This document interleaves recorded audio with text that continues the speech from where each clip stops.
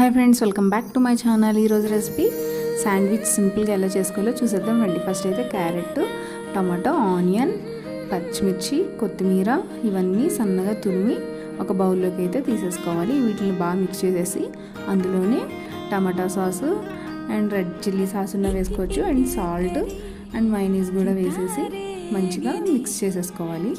బాగా మిక్స్ చేసేసుకొని పక్కన పెట్టేసుకొని బ్రెడ్ స్లైసెస్ కూడా తీసుకొని దానికి ఈ మిక్స్ చేసింది స్ప్రెడ్ చేసేయాలన్నమాట. మొత్తం స్ప్రెడ్ చేసేసుకొని దానిపైన చీజ్ మనకి ఏది వీలైతే అది దానిపైన పెట్టేసుకోవాలి. పెట్టేసుకొని ఇంకో స్లైస్ కూడా మనం దానిపైన పెట్టేసుకోవాలన్నమాట. ఇలా రెడీ చేసేసుకున్నాక నా దగ్గర అయితే శాండ్విచ్ మేకర్ ఉంది.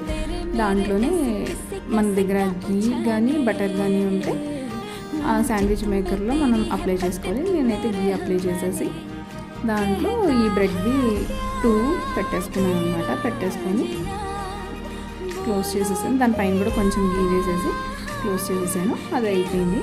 చూడండి ఫ్రెండ్స్ ఎంత బాగా వచ్చిందో, చాలా క్రిస్పీగా. ఇలాగా ఇదేంటంటే హెల్దీ వెర్షన్లో చేసుకోవచ్చు అనమాట. బయట అయితే కొంచెం ఉంటుంది కాబట్టి మనం ఇంట్లో హెల్తీగా చేసేసుకొని బ్రేక్ఫాస్ట్ లాగా అండ్ ఈవినింగ్ స్నాక్స్ లాగా కూడా చేయొచ్చు అనమాట.